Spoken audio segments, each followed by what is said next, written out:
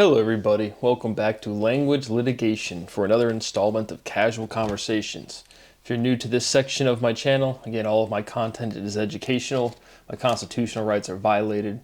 Article 1, Section 8, Clause 8 gives you the right to your writings and discoveries. If you look at my channel, the From Rhythm to Algorithm series is literally a derivation of mathematics. Pretty much the entire thing. But regardless, here what we do in Casual Conversations.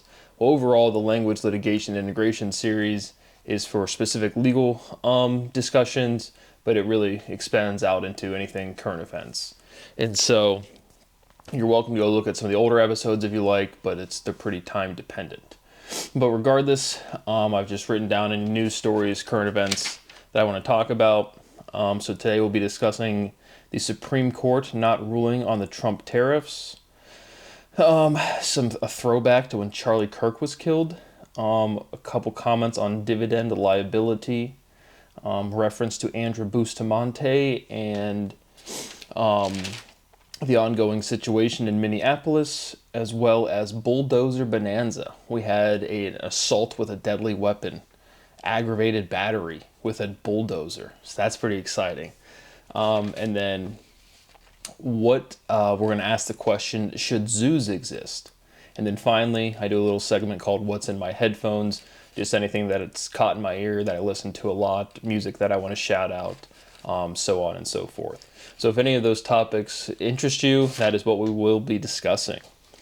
And so first up, we have the tariffs. And so Trump comes in and says, we're going to try to stimulate or bolster the United States economy, and we're going to put tariffs on foreign importers into the United States to try to, both raise revenue through the tariffs as well as to motivate companies to be located within the United States.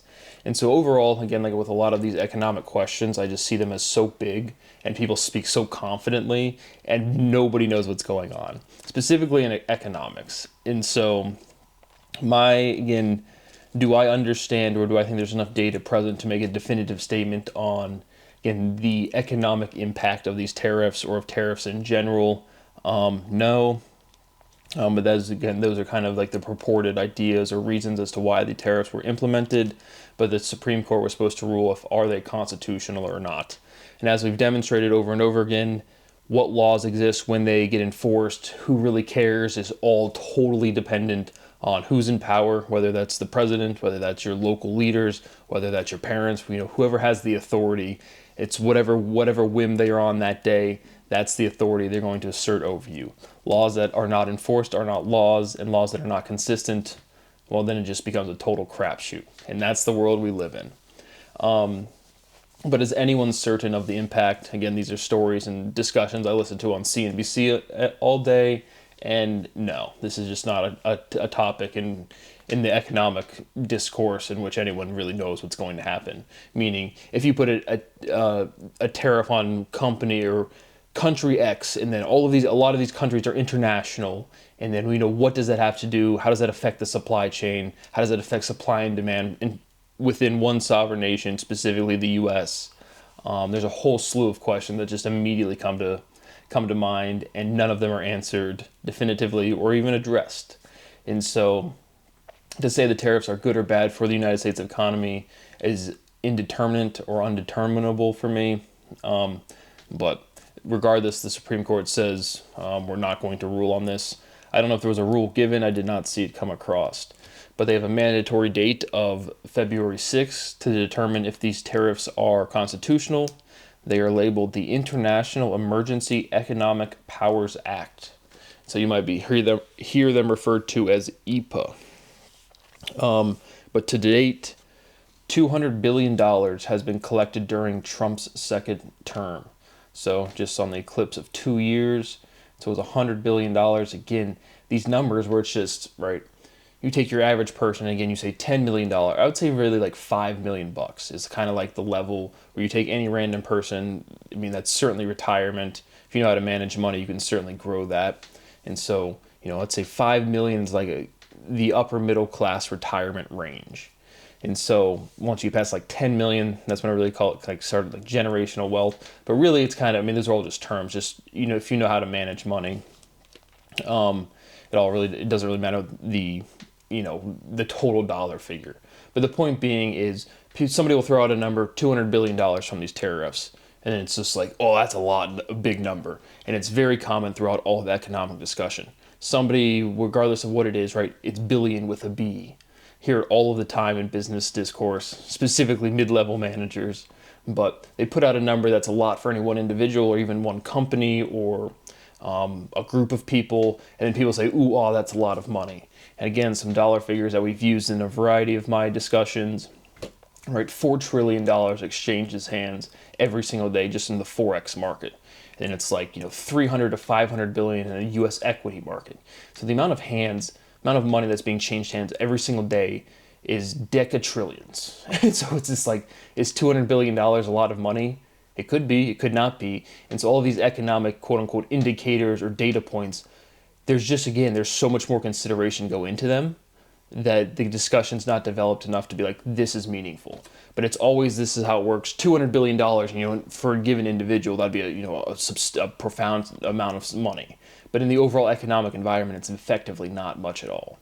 And so, and then again, what does $200 billion do for how much debt does the U.S. have? How much GDP does the U.S. have? How much population? All of these considerations where it's just like, undecidable. I don't know what to really make of them, especially, well, I can certainly say definitively that when anybody else says something definitive, they don't really know what they're saying.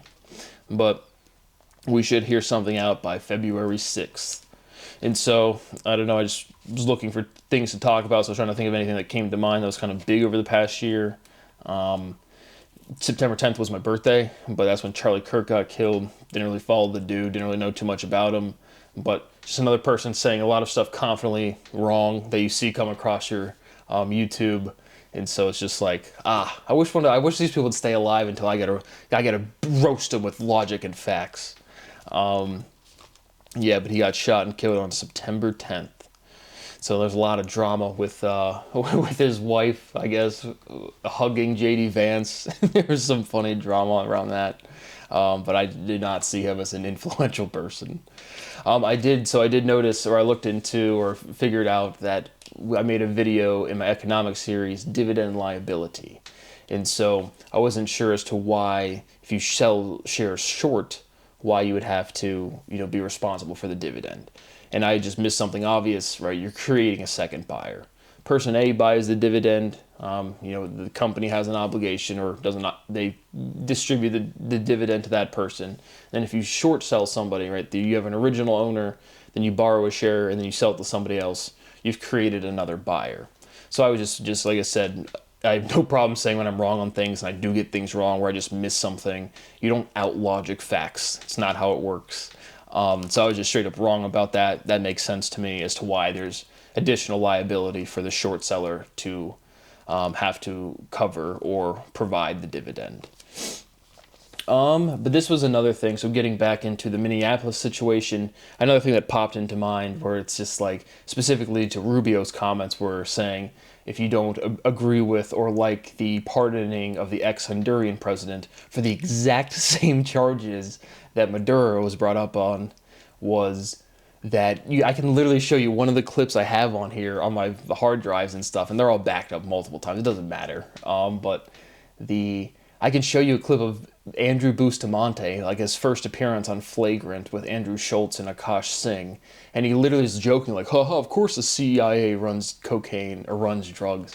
And so it's just such a disgusting level of hypocrisy and criminality where you can literally go onto a podcast and there's an ex-CIA agent who's very, very low level, can't emphasize that enough, joking about how the CIA runs drugs for some money, which, again, when you're dealing with the higher levels of intelligence agencies, the things we just discussed in the economic financial markets, these people don't need to go run drugs or go sell something. Their money inflow is truly unlimited. I mean, it's not even like a remotely a consideration.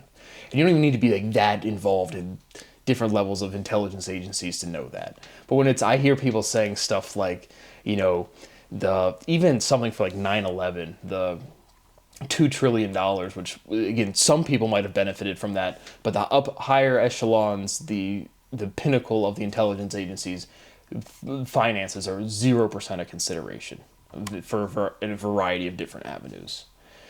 And so, but it's just like I can get on a comedy podcast and see an ex-CIA agent, a super low-level one, be like, "Oh yeah, did we run drugs?" And then it's just like the president and the Marco Rubio's like, "Yep, if you don't like this decision, Maduro is still in the wrong." It's just like such a level of disgusting hypocrisy. And again, I can't emphasize the United States creates the drug market in the United States by making all of these drugs illegal when there's zero scientific basis.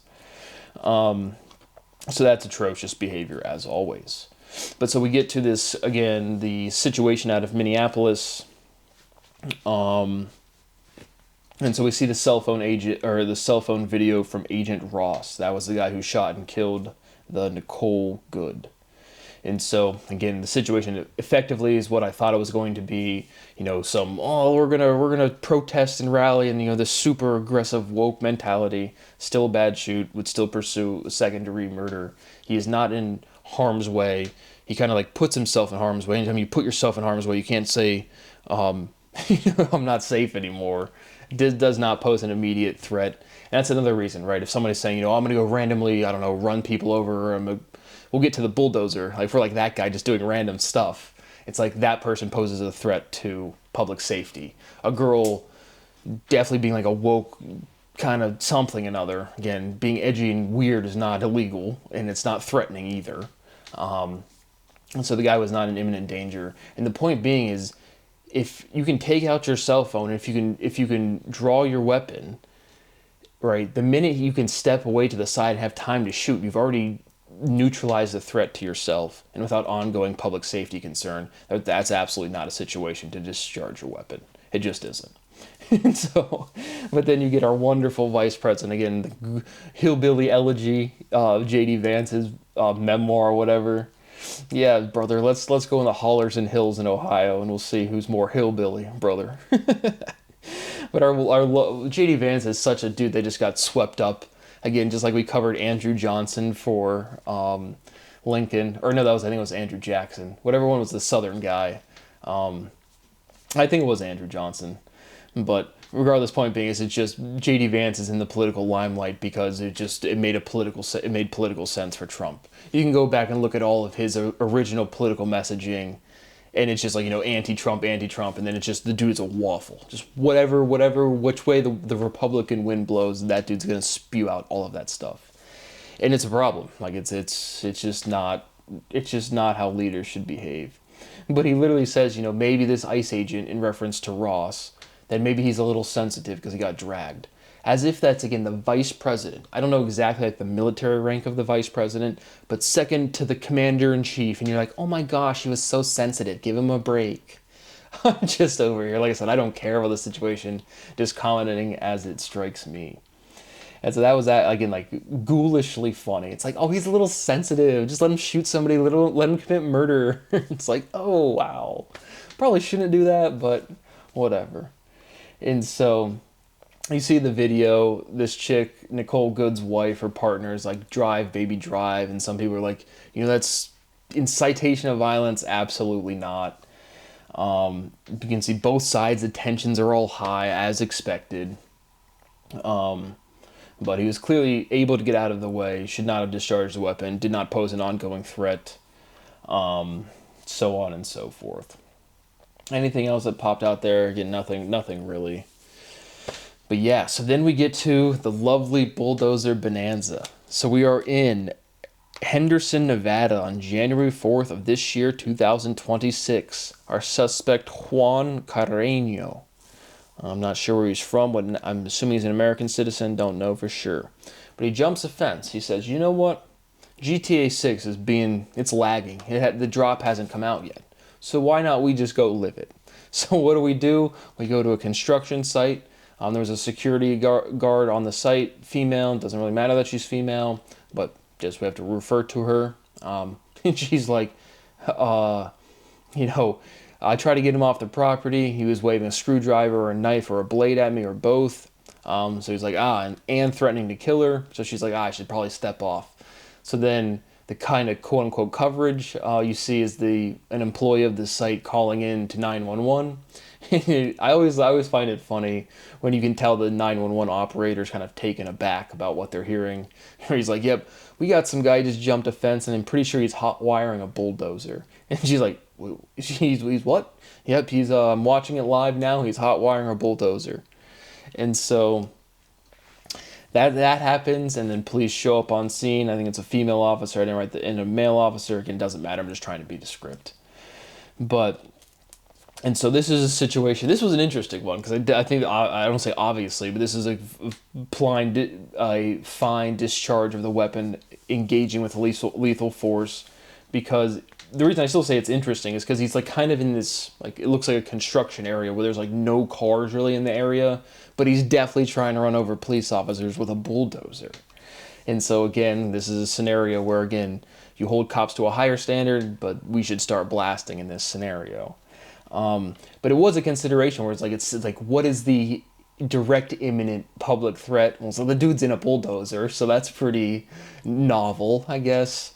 But I would even say lethal force to extreme, like in this scenario where it's like this dude's just out to fuck shit up. He's threatening to kill people. He just wants to create carnage. So even just like destruction, like even that, I mean, and that, saying stuff like that in those actions would warrant lethal force.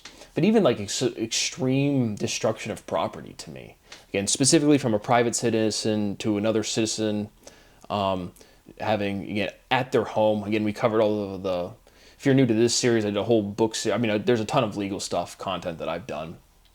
But we've covered what I think is lethal, the proper use of lethal force and when to engage. And so again, this one was fine, obviously, but it's still a consideration because it's like there's not that many people around. Citizen on citizen at your house and your homestead is a lot lower barrier to engage with lethal force for me. In public, it's more of a consideration. Like I said, you should de-escalate at all costs. But then we'll just go case by case because there's a lot of situations where it's just like, again, you have to consider, like, if you shoot and you are rightfully engaged, you're at a bar, someone genuinely threatens you, you try to defend yourself, you miss, and you hit some random person. You know, what do you do with that?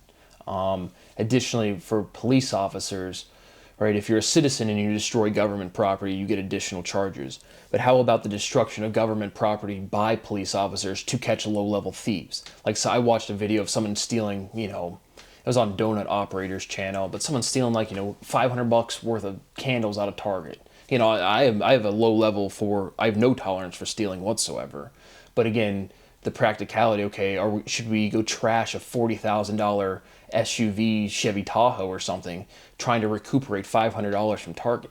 And so it's like I also see things where I see overextension of law enforcement agents or officers destroying their own property to stop things that are not public threats and are low-level theft or other low-level crimes in comparison to the amount of damage they're doing to their own property. What should we do about that? So we just need to make things make sense. Obviously they don't, because the United States is a fucking joke. But again, I just make these videos to hope one day somebody cares about something and to develop intellectual property and to document the crimes committed against me.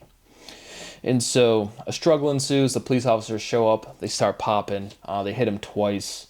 Non-life-threatening situation or non-life-threatening wounds. Gets taken to the hospital and he's facing a slew of charges: double attempted murder, destruction of government property, aggravated battery, all the things you can throw at somebody.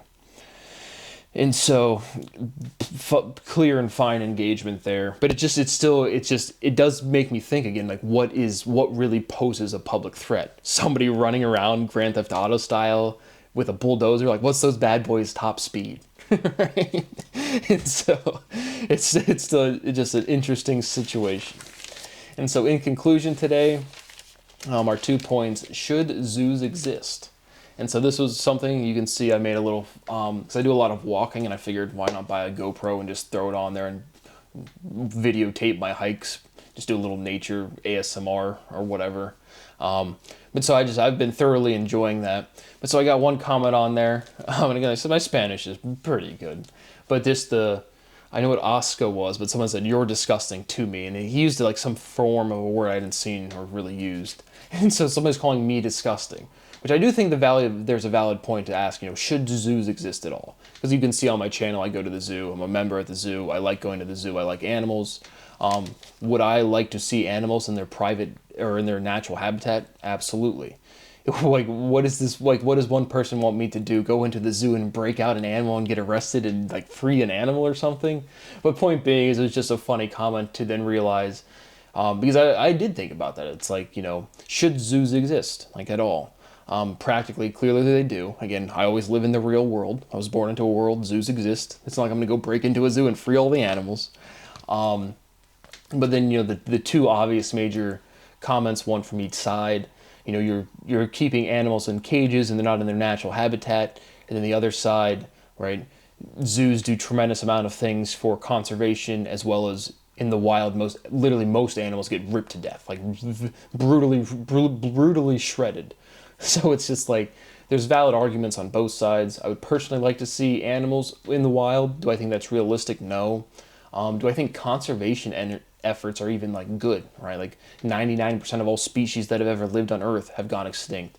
Very immediately, it's easy to understand all of us go extinct. So it's like, what are you really doing when you're conserving things? I would say so. Like, I would say there's use to it, even if it's, not fruitful, like totally in the end. It's kind of like nihilism to me, where it's like, we all die, so why care about anything? It's like, why try to conserve animals if we all die anyway? It's like, we're here, might as well preserve life the best you can. And so, clearly the zoos do exist. I think they're good overall. Again, if there was some way to transition to totally natural habitats, I would 100% be for that. Do I see that as realistic? No. Do zoos do things for conservation and provide animals with a genuinely better life? Yes. Sentience is sentience, boys and girls. What you've witnessed and interacted with me doing, I can interact with animals. And that's what actually kind of on like the stronger competencies or capacities I have. And so it's like the animals aren't in, they're all sad, right? It's like, in the same way you can look at human beings in prison. A lot of them will truly just tell you, if it wasn't for the not access to female aspect, right, your day's structured, you don't have to do really any chores. And so that routine, or that, again, truly like you don't have to like worry about cooking, cleaning, stuff to that effect. It's not, I don't want to say it's not that bad, but it's not that bad. And other prisoners will tell you that. And so animals are the same way. It's like if you're with your family, you're in a closure, sure, you're not in the heartland and the wilds of Africa, but you're also not getting torn to shreds. Your meals come to you at a regular interval. And so that's going to produce happiness for the animals. And you can sense that, truly. And so I would either see them in their natural habitats. Is that realistic? No. Do the conservation efforts work or definitely benefit? Yes. And are they happy within the zoos? I can physically sense yes. And so I like the zoos. I enjoy going, and that's my thoughts there. But it's just so strange to me. Again, just all of this moral absolutism. People are so sure about stuff they definitely don't know. And it's just like, what do you want from me? But in conclusion, I want to give a shout out. What's in my headphones? I don't know how to exactly say the band, but Svitin or Svetin or Svitin or Svetin. I don't know. But it's a Russian folk band in Skaski. I've listened to one of the Sonkoloinkums or Sokoloinkum or something. But they're both folk Russian groups. Just again, the songs that hit my playlist that I play hundreds and hundreds of times. And so one of this Skaski band songs, it literally had like 500 views. Now it has like 4,000. I have to be like 1,000 of the views. And it's just, some of these songs just hit me, and it's just the rhythm, the lyrics, it just hits, and then it just stays on my replay list like 1,000,000 times. And so I just wanted to give them a shout out. So that is what I have for you today. Thank you for watching, and I will see you on the next one.